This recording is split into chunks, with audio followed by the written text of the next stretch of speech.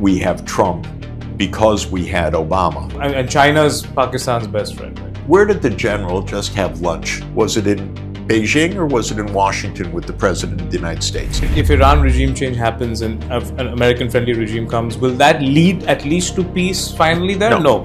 What's next? Would you hand Maduro back to Venezuela? I would not kidnap presidents of other countries. One of the things about America's winning is the dollar is just impenetrable. No, I don't even understand that argument. Venezuela's not a big difference for the U.S. economy. Why did the markets jump 100%? The head of ExxonMobil said this is not an investable country. There's been regime change done by America. How is this particular case different? What is it about Israel and America that's so unshakable? I have to tell you, it's a bit of a mystery. The bipartisan objective of all of this is that there must be some war happening somewhere in the world so we can sell ammunition. It's not so simple as that. Professor Sachs, you've been on a whirlwind here in India. You came for a personal visit, I just learned, but you've come at a time where you are in demand because there's so much changing with America and with geopolitics, and it's all obviously lots of changes have been happening for a long time, but it feels like in the last 10, 15 days, it's all kind of just come together. Absolute craziness. Yes. Craziness of U.S. attacks on Venezuela, seizing ships on the high seas, but then one declaration after another by Trump and by his cronies, if I may say so, that are absolutely extraordinary. And the U.S. leaving more than 60 international organizations in one executive order. Yes. It's a kind of madness in the last week. Yes. So I've been following your work for a long time, and your interviews of late and even before. I think the one thing that I really enjoyed of yours was your conversation with a gentleman whose name I'm forgetting right now, but at the Horizon magazine, where you painted this beautifully elaborate picture of the whole world in the last 100 years. So I've been a fan of yours since then. But since you've done a lot of interviews, I thought we'll just structure this a little bit differently, and just bear with me and we'll see where it goes. I'm being a little bit risky when I say that, but I thought we can kind of start with what happened yesterday, right? I mean, Lutnick coming on a podcast run by techies, and just kind of very casually saying, India never, Modi never called Trump to close the American deal. It just sounds so callous. It just sounds so insensitive to what trade means for people, for livelihoods. And what we did in today's, the Indian Express did this morning was actually detailed fact check. I mean, Modi couldn't have called Trump. We were in the middle of Operation Sindoor. We were striking Pakistan at that particular point in time. He said that trade deals going forward will only get larger. So the guys who come first get the least amount of tariff. The guys who go the whole staircase also we fact checked. That's not the case. After Vietnam, they did smaller deals. So, I mean, just let me give you a few thoughts. First, I'm just hearing about this statement by Lutnick today, like the rest of us, and it was in an all-in show. I've participated in that show in the past. Yes, you have. And it's interesting. That's not only a group of techies, that's the inside group to the White House. So people should understand that this is a tech-owned White House. They bought the White House.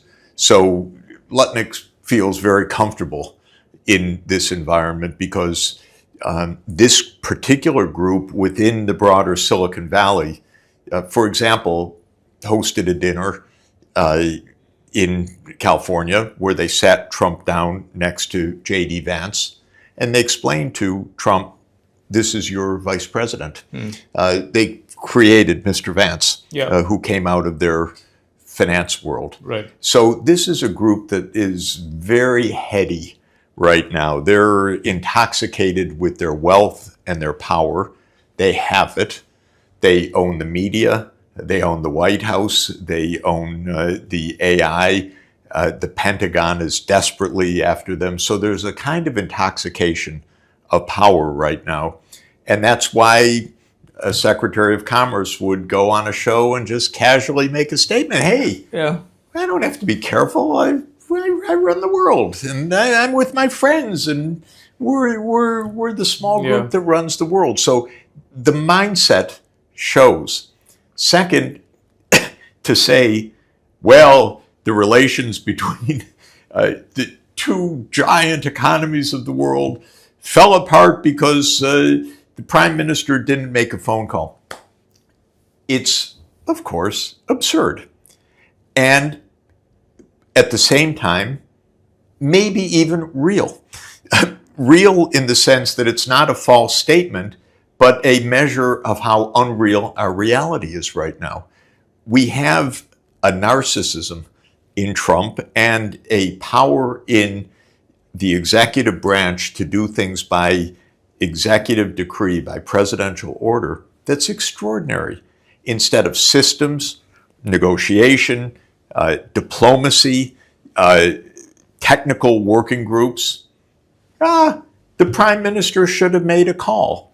So I don't even dispute the statement, but what I would underscore is how completely bizarre it is, and how it shows the collapse of any systematic governance in the United States right now. Things that are happening, attacking Venezuela, leaving UN agencies. This is the work of a small group of people, depending on a base in the U.S. of maybe a third of the population or so, that thinks they can do things on their own, and they're testing every limit to see if there are any remaining limits. Then there is the substance of all of this. What kind of trade deal? Is the United States capable of making a trade deal? You look at the way that India has been completely and arbitrarily abused this year. 25% reciprocal tariff, 25% penalty for buying oil from Russia when everybody is buying oil from Russia, but we want to punish India for this in particular. And then specific sectors, steel and others, hit by the United States. And then just this past week, Trump saying, I'll go along with my least favorite senator in the United States, Lindsey Graham, who is really a not nice man, not a smart man, completely irresponsible, wants to put maximum pressure on Russia. And so now we're hearing about 500% tariffs that are going to be slapped on India. This is what a phone call is supposed to be about. The United States. And a phone call when we were literally at war with Pakistan. Didn't Trump end that war? Trump ended that war. And that became an issue that we couldn't actually, that became a diplomatic crisis of its own, that he's saying we had to end that war. So then it was more loaded for Modi to make that phone call. Lots of things you said, and we can go many directions here. But one thing that you've always said is this military-industrial complex that the American economy, the American sort of political system actually is catering to and living for. Is Silicon Valley part of that complex, or is it now something? Is it an addition to it now? What is the relationship between Silicon Valley and? That's the new thing, actually. The advent of AI in weaponry, and it's pervasive, of course. It's pervasive for intelligence, for geospatial intelligence. It's absolutely fundamental for autonomous weapons, for the drone warfare that is being, quote, perfected in Ukraine and in Gaza right now. The Pentagon, which used to kind of run the show, and the old guard major military contractors, Raytheon or Boeing, General Dynamics and so forth, they're now taking a back seat to Musk, obviously, SpaceX, which does the heavy lifting of the Pentagon's needs in space, to Palantir for facial identification to kill people, and for many, many other things. And so my feeling is that we have now a military-industrial digital complex. Silicon Valley is extremely powerful in this, because the Pentagon does not have in-house capacity. Of course. So everything is being contracted out, and all the big tech companies now have this extraordinary position. They dominate their sector. They are all centibillionaires in US dollars. They own the mass media, control the daily discourse, whether it's on X or whether it's on Facebook or whether it's on actually the old guard media like Bezos's ownership of the Washington Post or Ellison's increasing media empire. So they own the mass media. They bought the White House. They have the inside track on the White House. They have the security state basically begging them for the technology, the contracts, the help. It's an extraordinary amount of power and an extraordinary giddiness. And they're also personally enriching the president and his family at the same time that he is enriching them. So there's a personal angle in all of this as well. But I can't remember an analogy. I don't think that J.P. Morgan or Vanderbilt or Rockefeller, though they were as rich can be, had anything like the commanding power of this group. I should add one more obvious point, which is that they watch every keystroke we make and they listen to every word that we utter, whether it's through our watch or through our phone. And so the surveillance and the loss of privacy is also pervasive. So what an incredible combination of forces that has suddenly come on the scene in the last 10 years. It is completely unaccountable. I don't know how it operates in any detail, though I try, but you can see it pervasively everywhere. But I don't think that publicly it seems as if they're all on the same page. Right? I mean, maybe like just that one dinner, that famous dinner where, Mark Zuckerberg was caught with a hot mic and, saying, I hope that was okay that that was an incredible moment for everybody. But, Google, Meta, not the Palantirs necessarily, and obviously not Musk. That's a different case altogether. But the other traditional big tech, when I say traditional big tech, I mean like these names that, we're talking about, the Googles and the Facebooks and the Amazons, and, they have actually had a up and down relationship with American government, unlike Boeing. I mean, across the board, it's a bipartisan support for Boeing. It's always been there in American. I think with Trump, there's no up and down. It's just up right now. Right. Congress is supine, barely exists. Trump is buddies with Musk, with Peter Thiel, with the insiders of all of this group. Again, I don't know all of the different personalities exactly. And of course, they're competing with each other. Who can get to the moon first? Who can get to Mars first? Who can do whatever first? Who can get to $1 trillion first? But this is a lot of raw power. Yeah. The personalization, right? This massive personalization of the office of the president. Is that something which started with Trump, or could we go back even beyond, even before Trump? I mean, there was always this thing that the office of the president is institutionalized, and the president is the face of this institution, which is the office of the president. It just seems to me now, as an outsider looking in, and I was studying in Los Angeles for a long time. I was covering the Obama's campaign for my school newspaper, and it struck me also there that there was a lot of personality making decisions, even in Obama's White House. Where which wasn't the case before that. So has that been something which you see as a trend? I think there are two very important things to distinguish, but they've gone along with each other. The first is the end of constitutional control by the representative branch over foreign policy. That began immediately after World War II, or it began, of course, during World War II. But with the 1947 National Security Act, which created the Defense Department, now the War Department, and which created the CIA. Basically, foreign policy then became the purview of the executive branch. Okay. And in January 17, 1961, in his farewell address to the country, Dwight D. Eisenhower, the president, who was the supreme Allied commander in World War II, so not only a general, but the general in World War II, said, our institutions, our core democracy is highly vulnerable to the military-industrial complex. That was quite a warning by a general to the public. It means that that process was very, very far advanced.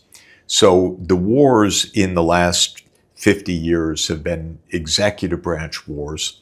Congress around the edges has sometimes tried to say, no, don't do that, or we restrict you. But basically, over the last 50 years, the constitutional bounds have broken.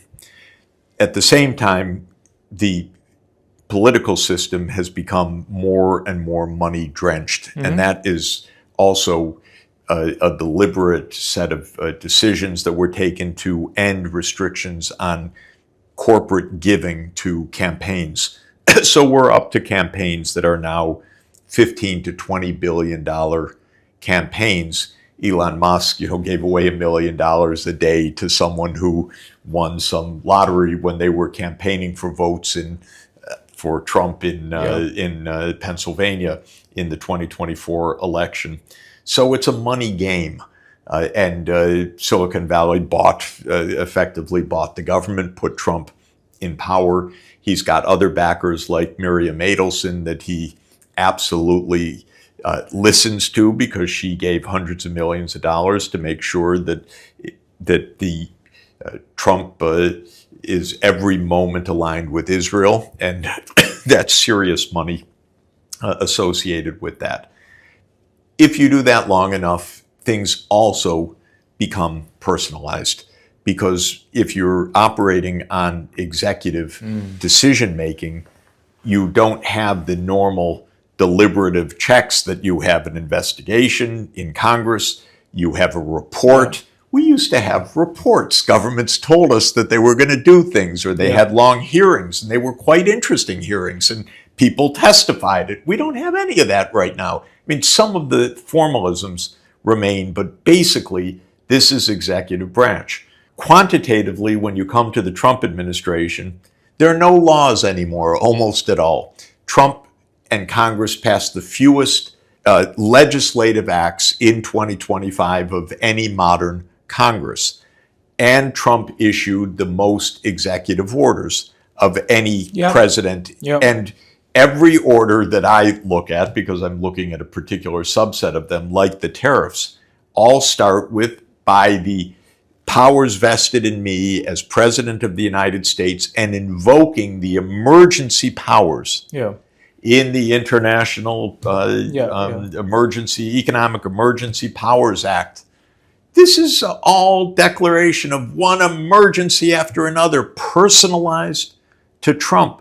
And we hear, and I believe it, that who's ever in the Oval Office last gives Trump the idea, Mr. President, Greenland, you should own Greenland. And Trump is not a highly sophisticated person from all that I hear from a lot of people who meet with him. And I think that this personalization with this extreme personality of Trump, with the withering away of constitutional control, with the control of Silicon Valley, it's quite a story. And what happens now? So how would you advise, with India's trade deal, Modi should call Trump. Now, we hear from our sources in India that they kept moving the goalpost.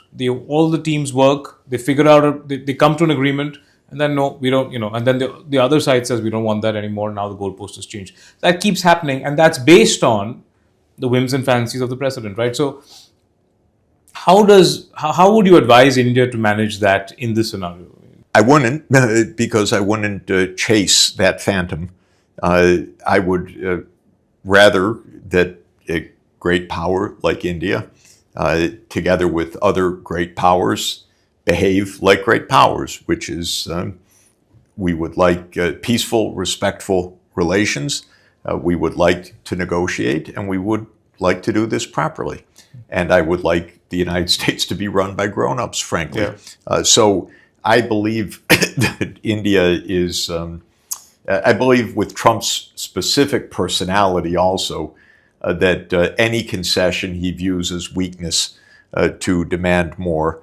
But in general, we can't have a world run where it's a phone call here and a phone call there. Nothing's going to stick out of that anyway. And we need systems. We need transparency. Prime Minister Modi needs to be able to return to the politicians in this country and to the public and explain this is the process, this is how an agreement was reached.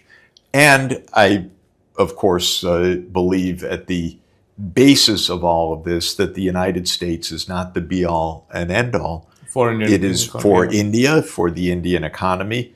I think for India and for all major fast-growing economies, it is the emerging and developing countries that is by far the most interesting part of the world. What's happened is, first, the US and Europe are the slow-growing parts of the world. Europe doesn't grow anymore. It may not again because it's so divided and unable to act in a coherent manner for the moment. Italy, Germany aren't having a resurgence economically? German industry is not competitive, faces extremely high energy prices, is being outcompeted by China, and Germany's hope is to team up with China. That's what's starting to happen. Volkswagen, for example, is saying the only way we're going to be able to make cars that are competitive is if we're using Chinese technology and advancing right now. Other than that, no, there would not be a German recovery. There would be a continuing decline of the German automotive industry, which cannot compete with the Chinese automotive industry. Eastern European, the story is different. Poland and the smaller countries, there seem to be a lot of growth. Eastern Europe, it's too small, I know. Eastern Europe's success was that, and I was there to help that as an economic advisor, was that Poland, Czech Republic, Hungary built up industry that was supplying German industry. Germany was the center of the European economy. If Germany goes down, all of those countries around the edge suffer. Of course, they used to have an Eastern trade as well to Russia. That they severed, which is completely suicidal in my mind. But they've done it. And so Europe is therefore in economic crisis. The United States is not in the same kind of economic crisis, but is in a bubble because the AI is not going to, the AI valuations will not be justified because China's going to find out much cheaper ways to do a lot of this anyway. And second, the U.S. has all of its other governance problems, including a budget deficit that's 7% of GDP, the move away from the U.S. dollar and all rising interest rates, a big inequality of income, a new epidemic of greed among the super rich. And so all of this means the United States is not in good shape also. Then you have the 85%, the rest of the world, which is everything that isn't the US, Europe, and depending on how you count, maybe you could say Japan and Korea, but in any event, to my mind, India, China, Russia, the BRICS should see that 85% is where the huge growth is going to come in the next 30 years. So India, of course, will be the fastest growing large economy in the world, but it's not because it's selling its traditional items to the United States. It's going to be selling them to Southeast Asia. It's going to be selling them to Africa. It's going to be selling them to Russia, to China. So use the BRICS because that is where the big markets are going to be fast growing. So I thought we can break this up into a small game because we're always talking with anxiety about the unpredictability of this president, and the whole world is like, "Oh, when is this going to end?" Right? So, so let's just assume we've fast forwarded 3 years and the Trump presidency is over.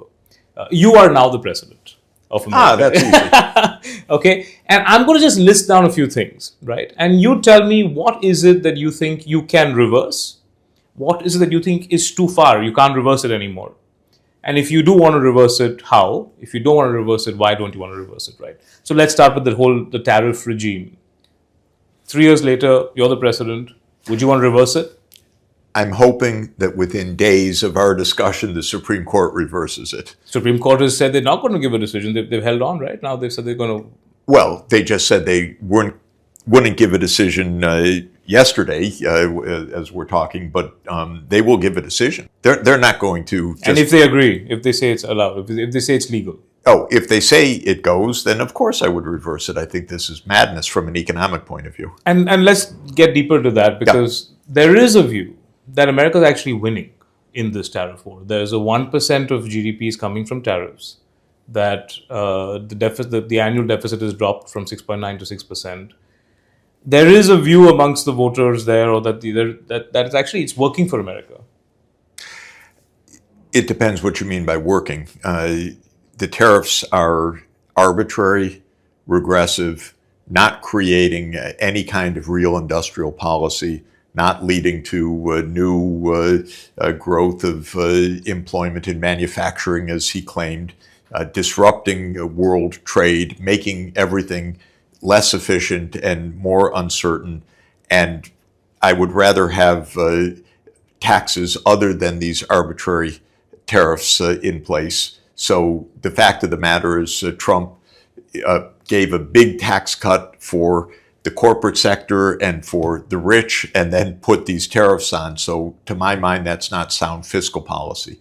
None of this from an economic standpoint, efficiency, industrial policy, the world system, long-term U.S. economic growth, employment patterns, fiscal policy, economic justice, none of it, to my mind, makes sense, which is why we had a consensus in the United States for many decades that open trade was a preferable policy, and that if you wanted to do something beyond that, well, then you would use specific industrial policy tools to do that. And that, I think, is the right answer.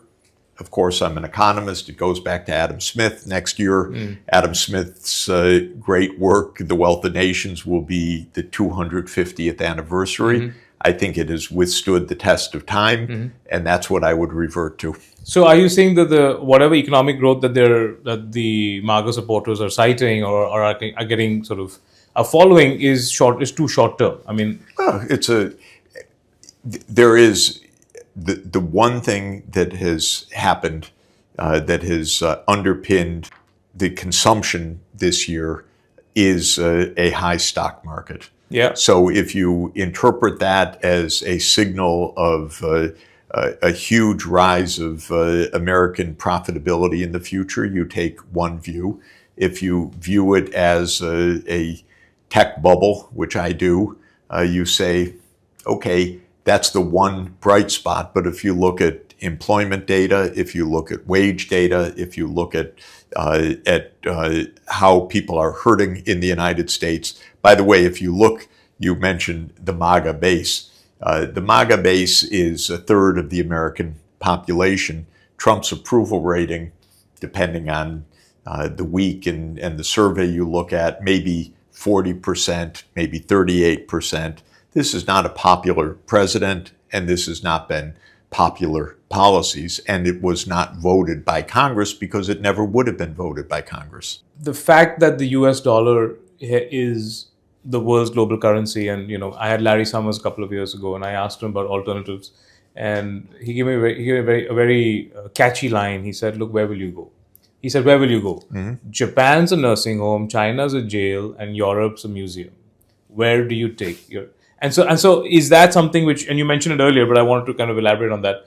One of the things about America's winning is the fact that there's a view the dollar is just impenetrable. And if it does get, and if it is shaken, it's shaken by alternatives like crypto and gold. It's not shaken by some other currencies. How do you think about that? Completely wrong. In 10 years from now, the renminbi will be probably, I don't know, 15, 20% of world transactions. It's moving very fast in that direction. China is the world's lead trade partner for perhaps, at least 100 countries, if not 125 to 150 countries in the world. China saves a lot more than the U.S. China's interest rates are lower than American interest rates. And the U.S. has weaponized the dollar. Yeah. And frankly, I think it would be foolish to continue in dollar transactions, knowing that that is precisely the instrument that holds the rest of the world by the throat. And so that, to my mind, is why in India's BRICS presidency, it should support a BRICS currency? Not a BRICS currency, but non-dollar settlements as a routine matter. Why should India say, yes, we'll allow ourselves to be punished arbitrarily by any whim that the United States wants because our banks are vulnerable to being cut out from the SWIFT? Why? I don't see it. I don't think China's going to stand for it. I don't think Russia's going to stand for it. I know Brazil doesn't want to stand for it. Why should India agree? Yes, we'll allow ourselves to be abused this way. I would not do it. But it's logistically very tough because the balance of payments with any country you're buying oil from, they don't need your currency. So how do you actually bypass the dollar? I don't understand the argument about this at all because I'm a monetary economist. I've helped to design national currencies in different parts of the world. There's no problem in transacting in any currency in the world. You don't need the dollar to do it. Mechanically, it's not hard to settle in rupees. It's not hard to settle in rubles. Of course, the question then of the exchange rate and how it's managed and whether it's stable and do you have a lender of last resort behind it matters. There are network economies of scale in money, that money holding assets or denominating transactions in a particular currency is better if others are doing it. And that's why there's a certain lock on things that the pound sterling lasted a lot longer than the British Empire did. It finally gave up in 1947. And the dollar hangs on even as the U.S. share of world trade continues to go down. But at this point, because of the weaponization of the dollar, there's now active movement forward. Yeah, because of interest. I believe that China will increasingly and systematically internationalize the renminbi in the coming years, and it's taking steps to do that. The Chinese interbank payment system, CIPS, is a part of that. The BRICS bridge is a part of this. So at a technical level, this is not a problem. If rupees are convertible into rubles or into renminbi or into other currencies and they are selling things of interest, there's no problem. And that is how the world's going to be. What is the U.S., the idea, which is now a meme around the world, that, for example, the U.S. has invaded Venezuela to keep the petrodollar in order that the dollar is used, is not good economics, by the way. And the whole idea that the U.S. dollar depended on the agreement with Saudi Arabia and the Gulf to price oil in dollars is not the basis of the U.S. role. Of course, it added to it, but the basis of the U.S. role goes back to the founding of the Bretton Woods system, and it goes to the size of the U.S. economy and to the efficiency of using dollars, the depth of the U.S. financial markets in London and in New York, their unique role, the geopolitics, definitely, but all of the things which gave the dollar its dominance are fading, and especially the misuse of the Of course. dollar. So is it in India's interest to empower China and Russia by trading in that currency, by encouraging trade in that currency? Yes. And you don't, and China's Pakistan's best friend right now. Everybody, Whose best friend is Pakistan? I'm a little puzzled. Okay. Where did the general just have lunch? Was it in Beijing or was it in Washington with the president of the United States? We were talking post-Trump. We're talking post-Trump. No, I don't even understand that argument. Who brought down Imran Khan? Who has emboldened the Pakistani military in the last 3 years? It's all been U.S. more than China. Well, wasn't it? Yeah. It has been.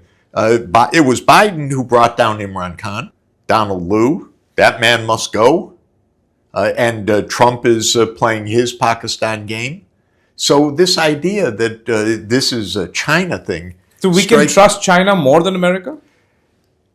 It's not a matter of trust. It's a matter that India should say, we need grown-up superpower relations with China, stable, and especially to have our mutual regard so that the United States isn't dividing and conquering. Correct. And isn't bullying us. This is extremely important. Here are the two largest countries in the world.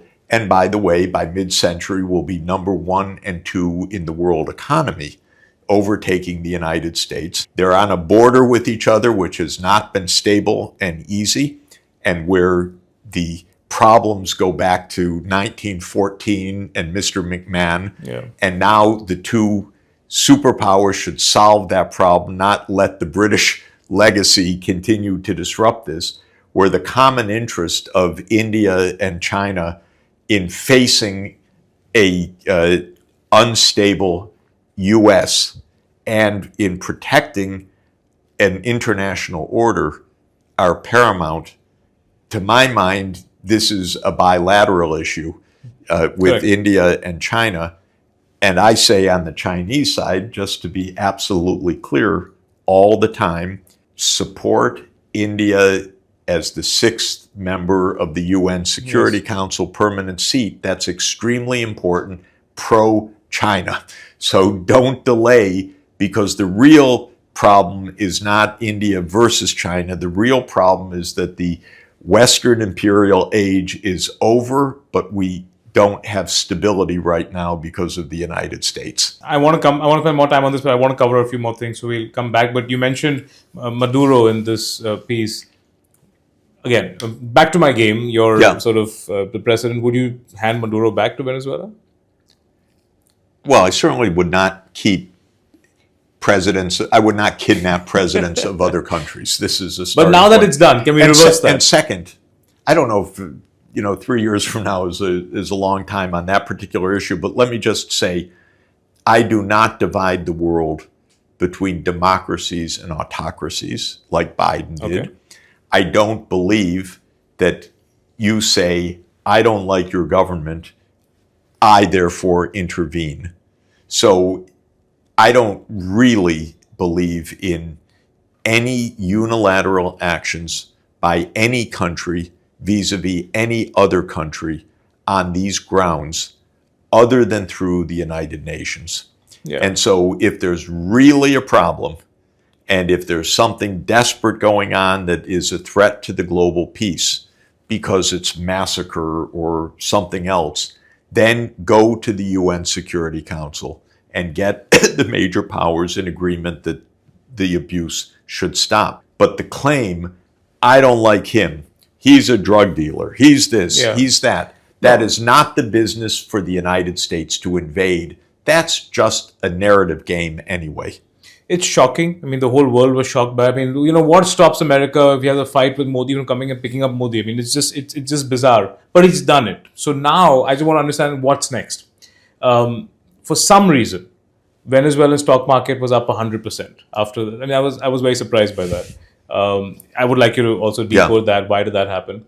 And has the world, I mean, has America, the whole MAGA base has been retreat. Like, don't get involved with the world. Just focus on your country and your economy. That's what he claimed he would do when he started off. But he seems to be going, instead, he seems to be going the opposite happening. Yeah. And his voters seem to be liking that. I don't know what his voters like or not. No one cares about the voters in the United States. Nobody. Okay.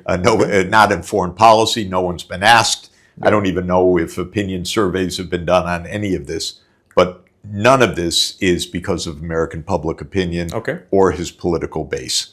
So this is now. Is it good for the American economy, at least, that he's got so much of oil now that needs to be explored, and it's thick oil and it's.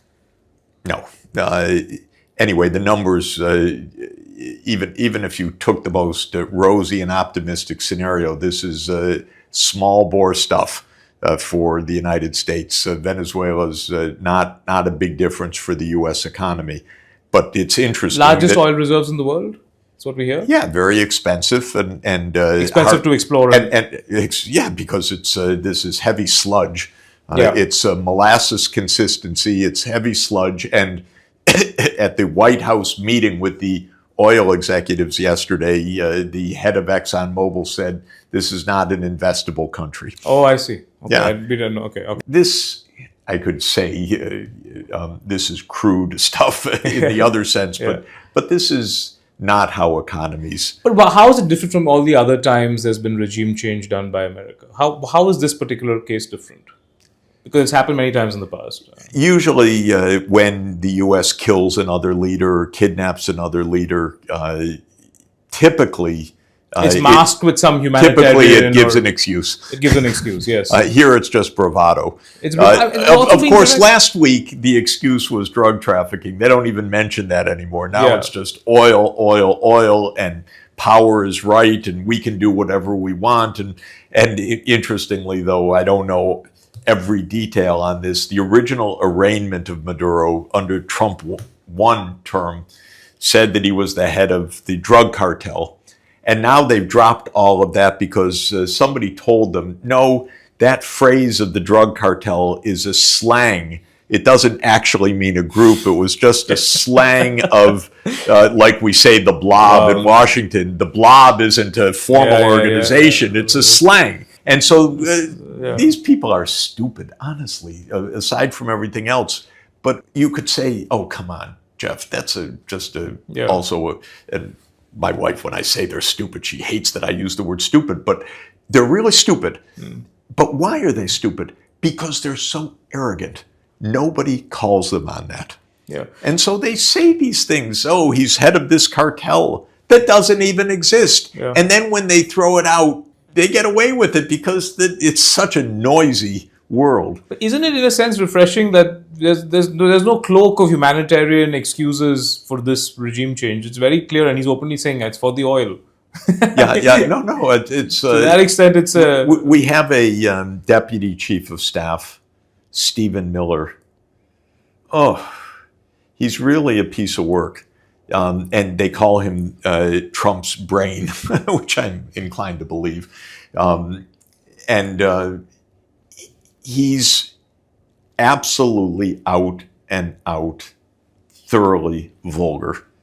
And he says niceties in this world like international law. What counts is power. Okay, this is a kind of drunkenness of power. And we have it right now. It's in Silicon Valley. It's in the White House. It's in Pete Hegseth coming from Fox News to run the Pentagon, and they're having their wars and they're bombing countries and so forth. So there's a bit of a drunkenness of power right now. And that does not go well. And these days, I often make an analogy to one of the most famous episodes of history of the West, which was the Peloponnesian Wars. A lot of people have referred to that in recent years for many analogies. But one of them is that in 416 BC, in the Peloponnesian Wars, the Athenians told this little island state of Milos in the Aegean that you side with us or we kill you. And the Athenian general made a famous expression, which is repeated throughout Western history, that the strong do what they can and the weak suffer what they must. And this is how Stephen Miller talks right now, exactly this way. And this is what Trump believes. And what's interesting is that was in 416, and in 404, the Athenian state was defeated. So it was arrogance. It was incredible arrogance. Where did the arrogance lead? It led to defeat. Correct. So when I watch this bravado, this blustering, these threats, the Commerce Secretary saying, Mr. Modi should have called our president. Doesn't he show respect? This is completely self-defeating. But is it also the fact that this version of power and his definition of power is the reason I feel that Trump seems to have a lot of respect for Russia and China, in spite of all the differences? There seems to be a certain sense of respect. And is he trying to just divide the world up as, I'm the biggest guy in my side of the world. Yeah. Europe, you take care of, let Russia manage Europe. I just want my border with Russia taken care of, so I'm going to take care of I'm going to invade and own Greenland. And China, do what you want with Asia. Is he thinking of the world like that? It's very interesting that there are glimmers of that, that we'll take the Americas and you take your part, but it's not quite like that. First, it really is, we'll take our part. Canada's ours. Greenland is ours.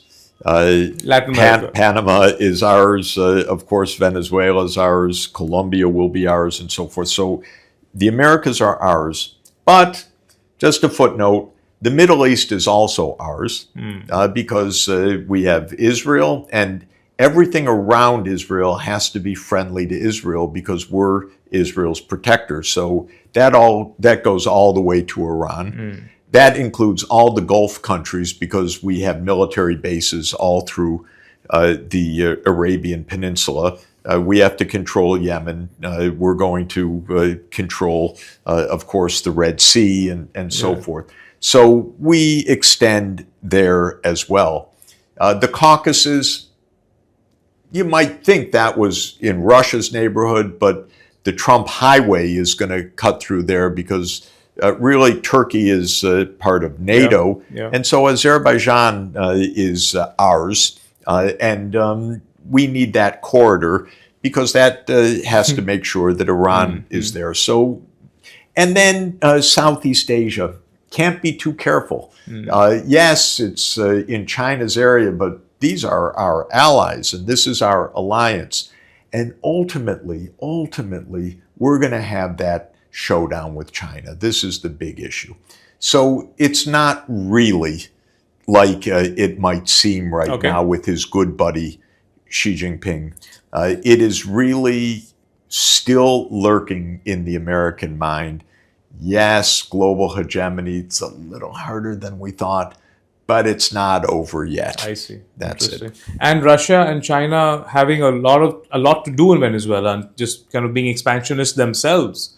Russia expanding into Ukraine, China and the islands around Philippines, Chinese presence in Venezuela, Is that something which needed to be checked from a perspective? No. If China or Russia had a military base in Venezuela, I would say that would be a problem.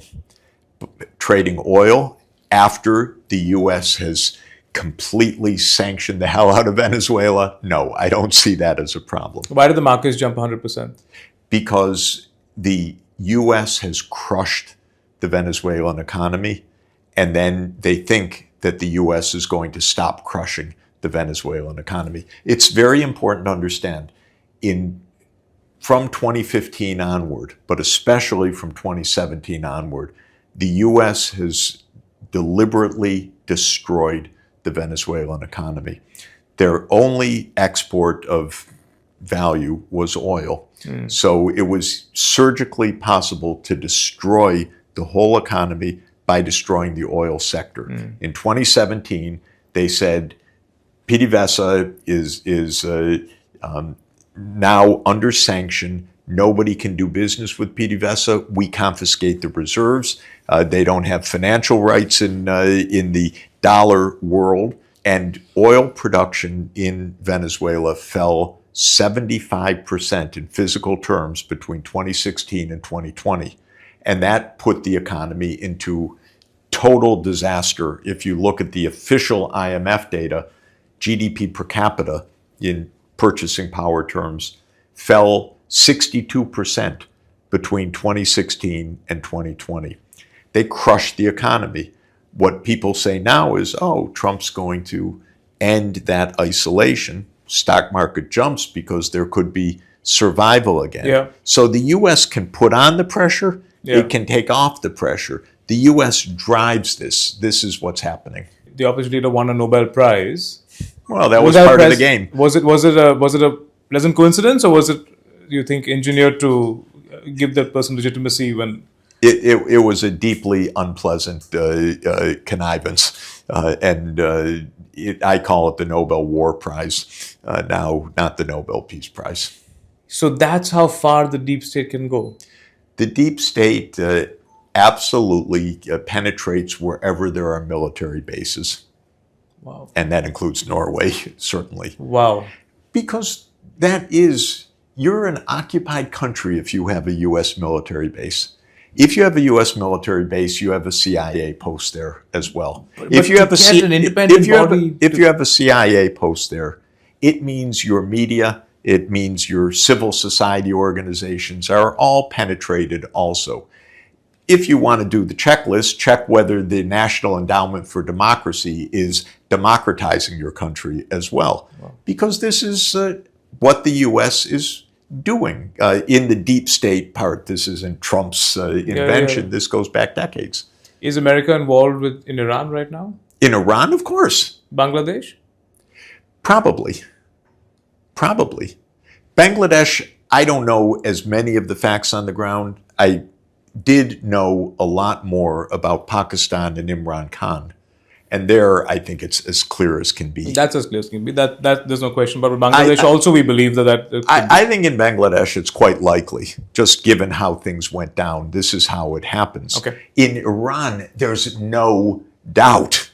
Even, look, the former CIA director, Mike Pompeo, in his New Year's tweet, sent his regards or made some statement about all the Mossad agents running in the streets of Tehran with the demonstrators.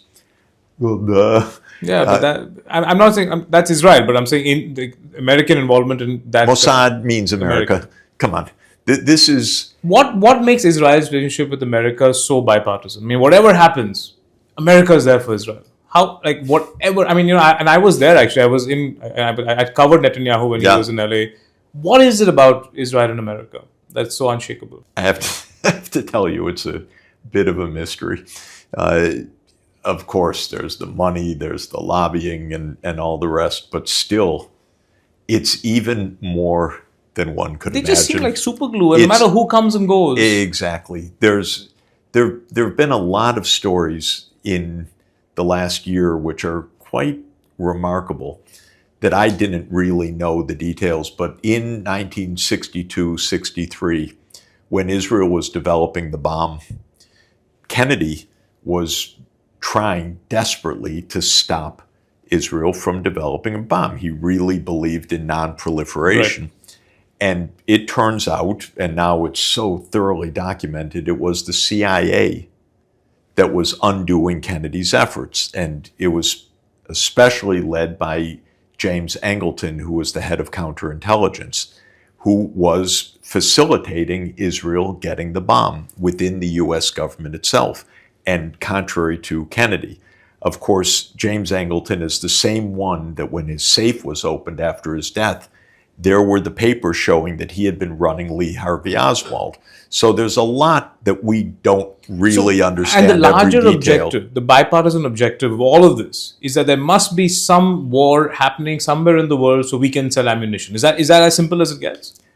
It's not so simple as that, though there's a business side, definitely. I don't think it's only business. I think it is domination. There are a lot of motivations, but basically the United States, like any would-be grand empire, wants to have its way. It wants to control the politics. It doesn't want noise. It wants to be able to impose sanctions. It wants other prime ministers to call them, not for them to call other prime ministers. And so this is a mindset that is quite deep. Again, learn from the English, learn from the British Empire, and to this day, now with a Trumpian version of it in operation. If Iran regime change happens and an American-friendly regime comes, will that lead at least to peace finally there? No. So it's in their interest to keep a conflict going? It's not to keep the conflict going. It is the hubris that has led to 100 or so regime change operations where the U.S. seems to believe will run things afterwards. I don't think it was to keep violence in Afghanistan that they invaded Afghanistan in 2001. I thought that they felt they'd get it in order. I think they felt that they'd get Iraq in order. I think that they felt that Bashar al-Assad in Syria would fall within a year or two when Obama tasked the CIA to overthrow the Syrian government. I think that they believed that Libya would fall into their lap with all the gas in 2011 when they pushed out Gaddafi. I think that when they broke Sudan in two, they felt that South Sudan, which would now inherit all the oil, would fall into the Western lap. So my feeling is not that they are out for ongoing violence. My feeling is that they're out for control. Of course, if you have control, then they buy your military equipment also, so you have a ready-made market. Okay. But I don't think that the idea is constant war. I think the idea is full control. Okay. Europe-American relationship. Would you reverse that? Can you fix that now? I would end NATO. You would end NATO? Yes. Okay. NATO is a dagger aimed at Russia. That became its purpose after 1991.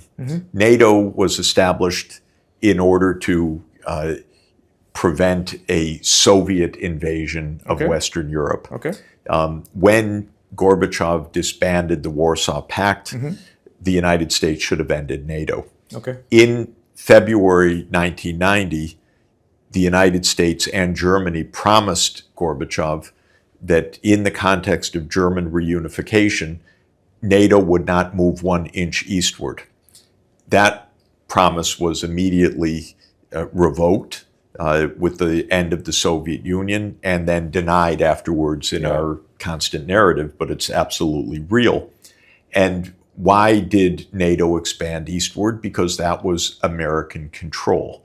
And Zbigniew Brzezinski, our geostrategist, in 1997 explained that if you control Ukraine, then Russia becomes a third-rate power. It's blocked in the Mediterranean, it's blocked in the Black Sea, and so Ukraine is a pivot and very important to control. And that's why NATO was to move to Ukraine.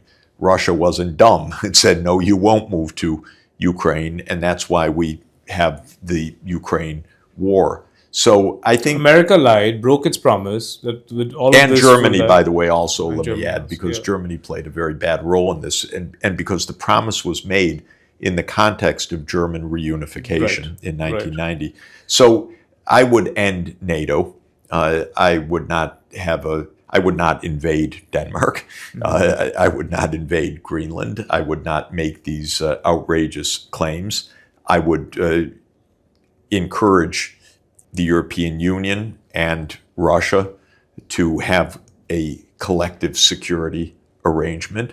I would extend France's nuclear arms to a nuclear security umbrella for the European Union. I wouldn't be naive in that, but it doesn't take much to have a nuclear deterrent, and there should be a nuclear deterrent. But beyond a nuclear deterrent, Russia is not going to invade Europe, except if there's an incredible ongoing war. And so this is what really needs to be done. So you're saying America, you will want America to be a global cop, but also have other global cops. I would like America to be a responsible country reflecting its power, but under the UN Charter. So I've said the following. Nobody has faith in the UN anymore, Professor Sachs. So that's one institution which everybody's kind of given up on. I don't know. Yeah, you keep going back to the UN, and but I just, whoever I talk to, just it's right. It's considered a waste of time. I mean, that is the feeling, and that may be correct, by the way. But the alternative is, I believe, devastating. So it may be, like one would have said about the League of Nations in the 1930s, well, it's a defunct organization. That may be true, the spirit but that needs is to be not rekindled. satisfying. Yeah. That's not an answer. I often say one of my closest intellectual counterparts is John Mearsheimer, who's our leading realist thinker. I like him enormously. We had him in our office last year. We have a wonderful interchange, and we're friends, and I respect him enormously. But I always point out his great book is called The Tragedy of Great Power Politics. And I'm saying all the time, we can't accept tragedy. So that can't be the last book on this subject. Correct. And that's why I say we should save the UN. And in a multipolar world, which is what you're kind of thinking about. Yes. Does there have to be one leader? I mean, this thing that there is one country, which is the largest economy and has to, this is a very good point, by the way. Europe has been a continent at war basically since roughly 900 AD, okay? But they had some moments of peace, and one of the moments of peace was after 1815, after the Napoleonic Wars. And the way that they made the peace, which lasted, depending on exactly how you count, 30 years or by some count 80 years, in avoiding major war, was what was called the Concert of Europe. And the Concert of Europe was that several major governments in Europe, including Russia, including Britain, including France, including Prussia at the time, would have co-responsibility. It was a concert. It wasn't one hegemon. And it worked. And they had norms, systematic norms. We will deal with each other with negotiation. We will, they were rather conservative. We won't allow unilateral regime change operations and the like. It kept the peace for quite a long time. At the tail end of the 19th century, there was the war that created, wars that created German unification, and there were the wars that created Italian unification. And there was the Crimean War, but there wasn't a European-wide war. And the great diplomat at the end of the 19th century was the German Chancellor Bismarck. And Bismarck was a genius at maneuvering and but he wanted peace. He was fundamentally for peace through diplomacy. And he, of course, was chancellor at the behest of the Kaiser, Kaiser Wilhelm. And when Kaiser Wilhelm died and his son, Wilhelm II, took power, the son was a hothead. The son said, now it's time for Germany's place in the sun. We need our navy. We need to compete with the British Empire and so forth. And Bismarck said, no, we don't need a navy. We don't need to compete. We need this concert of Europe. And the son said to Bismarck, what will you do if the British arrive on our northern shore? And Bismarck said, well, I'll have them arrested. And the Kaiser threw him out and proceeded to try to build a navy against the British. And of course, eventually World War I came as a result of this German unification and so on. So many lessons of this, but one of the lessons was there was a group of countries that had mutual responsibility and behaved themselves for quite a long time. Second, it requires a lot of diplomacy. Right. And third, it's an unstable system. When power balances change, it can break. We don't have any kind of system right now like this. Yeah. The rise of China is viewed as a threat, direct threat to the United States because the U.S. expected a unipolar U.S. world. I always regarded that as both arrogant and economically naive because as an economist, I could look forward and say, China's going to be a major power. Are you kidding? And I look the same way with India. India's a superpower. Yeah. So to my mind, of course, we're in a multipolar world and we need the major powers to be actually working together. So I've recommended three things. One is what I call spheres of security, which is that the great powers should stay out of each other's neighborhood. I don't want Russia or China building a military base in Venezuela or Mexico, and they have no right to do it. Similarly, the United States has no right to build a military base in Ukraine or in Georgia or to arm Taiwan. None of this. This is the neighborhood of a great power. Stay clear of that. That's number one. Number two, and similar with spheres of security, it's a little harder with India and China abutting each other in the Himalayas, but respect buffer states like Bhutan, like Nepal, and so forth, and demilitarize the region at the border for sure on both sides. This is spheres of security. Second, good neighbor policy. We had two Roosevelts as president. One of them was an imperialist, straight out and out, Theodore Roosevelt. His sixth cousin, Franklin Roosevelt, was in my mind the greatest president of the United States. And when he came into office, he repudiated his distant cousin's imperialism in the Americas. He said, we're going to have a good neighbor policy. And he said, we're not going to send the Marines to the other countries. Now, Trump is the first Roosevelt 10 times over, blatantly saying, we own the Americas even. I want the great powers to go back to good neighbor policies in all of their respective domains. China has a big responsibility not to scare the wits out of its neighbors. India, similarly, it's the hegemon of this region, but it shouldn't dominate the region militarily. The United States has no right to do what it's doing in the Americas under Trump. So that's the good neighbor policy. And the third pillar of my foreign policy agenda is the United Nations. I refuse to believe it's over until it's over. And to really be over means that we have reverted to full-scale war. Until then, I want us to avoid that war. I like the UN Charter. I think the principles are right. I want the Security Council to work. For the Security Council to work, we need India to have a seat on the Security Council. And by the way, while there are many claimants to a Security Council seat, India is the only absolutely, completely, 100% indisputable claimant.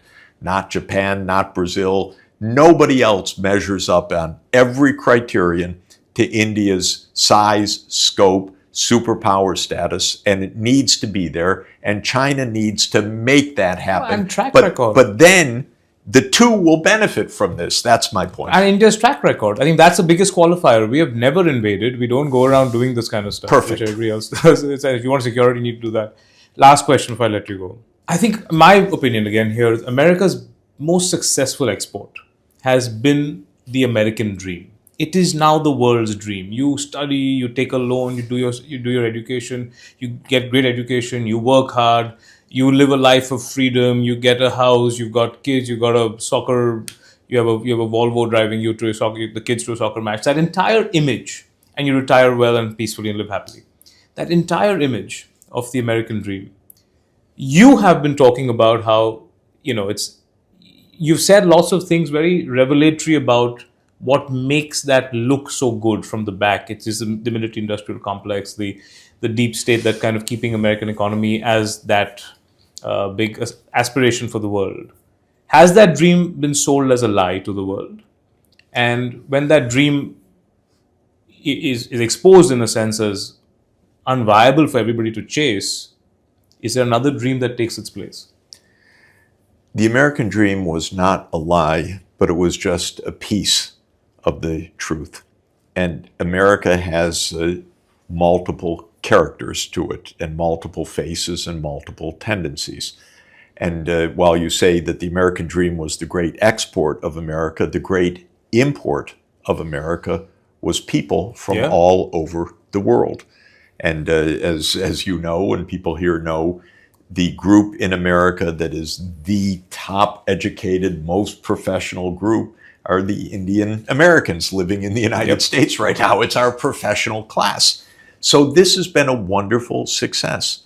And where did America's great scientific leadership of the last 75 years come from? Well, you could say it came from Hitler, because Hitler pushed a whole generation of scientists to the United States, and the United States at the time opened its arms to them. And I know I'm a direct beneficiary of that, because by the time I got to primary school several decades ago, we had a mathematics curriculum which was modern, which could educate me beyond basic arithmetic and teach me something that would be technically valuable for my life, and that happened throughout the U.S. economy.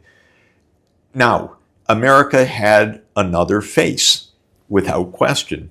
It is a settler colonial country settled by British colonies who then fought violently across North America for conquering a continent.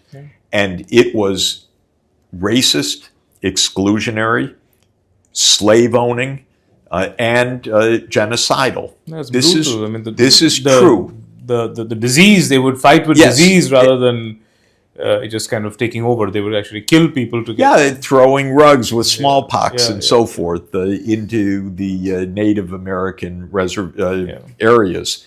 So that's a real side of America too.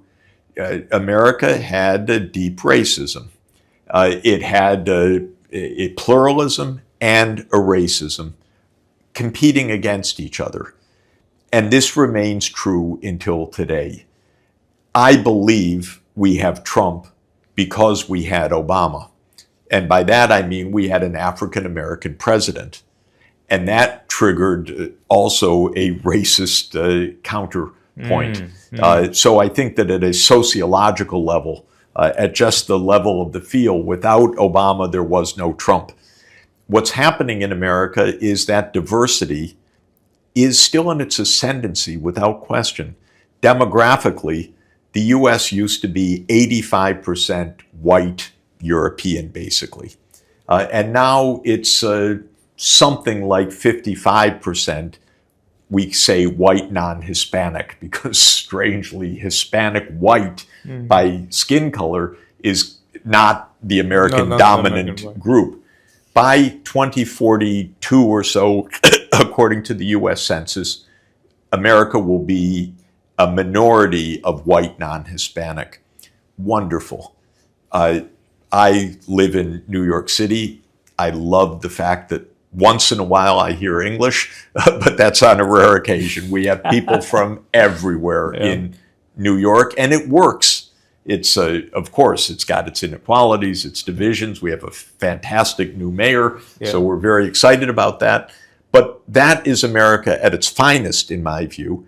Trump is America at bringing out some of the white backlash. It's not the only thing. There's also economic disgruntlement. There's a lot of unhappiness because we're divided in so many ways right now. No one talks to each other. Everyone yells at each other.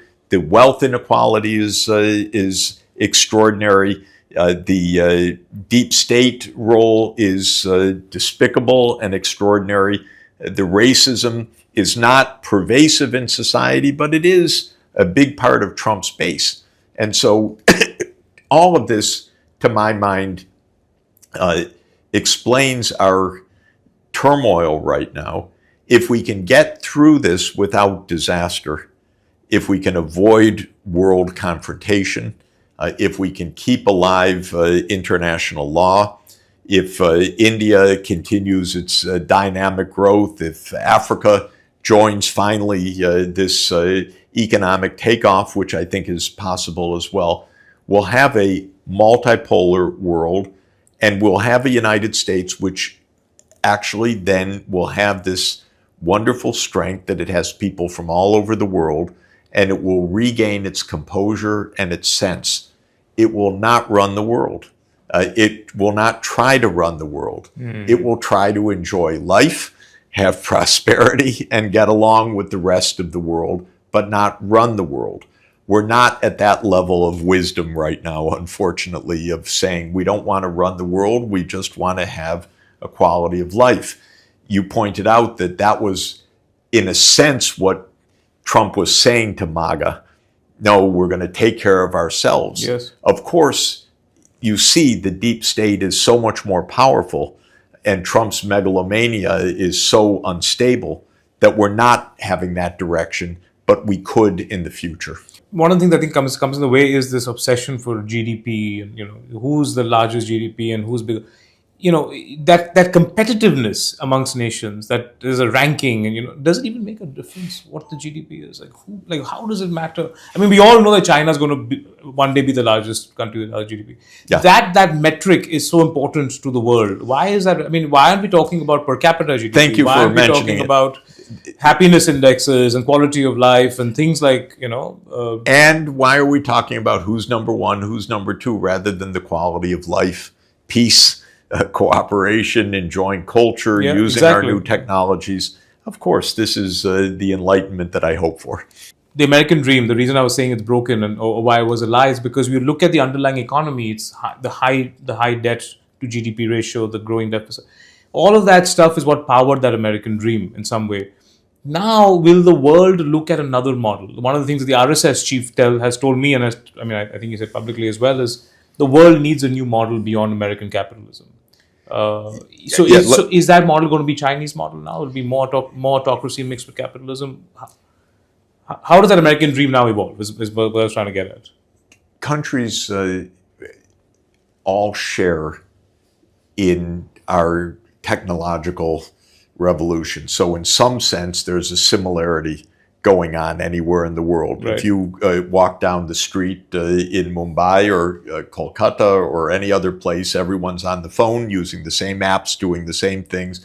That's true in an African city. That's true in Moscow. That's true in Shenzhen. So in one sense, we're all part of the same global technological systems. Mm-hmm. That's undeniable. At the same time, if you're in India or in China or in Russia or in the United States, the culture, the nature of the discourse, the political systems are very distinct. And the characteristic feel of the economies are also distinct. There is something called culture. It's real. Yeah. Political culture, I've learned over many decades, is real.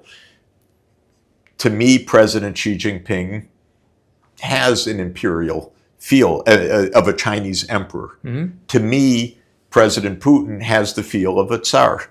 Mm-hmm. But that's not terrible. That's culture. What about Modi?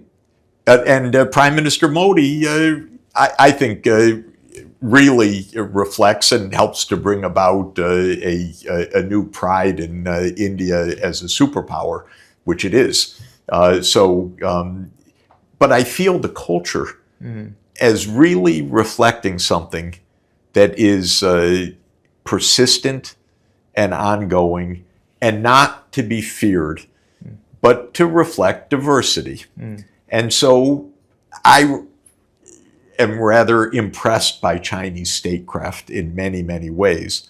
But I also know that it's been honed, at least since 200 BC with the Han dynasty, that centralized administrative, bureaucratic Confucian system, you can see that all the way to the present. Fine. That's not going to be the system in some other places. And so I don't want us to have one hegemon. We all are going to live together with AI. We're going to live Correct. together with the climate crisis. We're going to live together with green technology, electric vehicles. Many things will be common for the world. But we're going to have our diversity. We're going to have our culture. We should respect that. We should understand that's not the threat. China's not going to take over India. Believe me. India's not going to take over China. China's not going to invade the United States. Russia's not going to invade Europe. We should all calm down, put away our missile toys and other things, and get on with the issues that are really important for well-being. Brother Sachs, thank you so much for your time. I appreciate it. Thank you so much.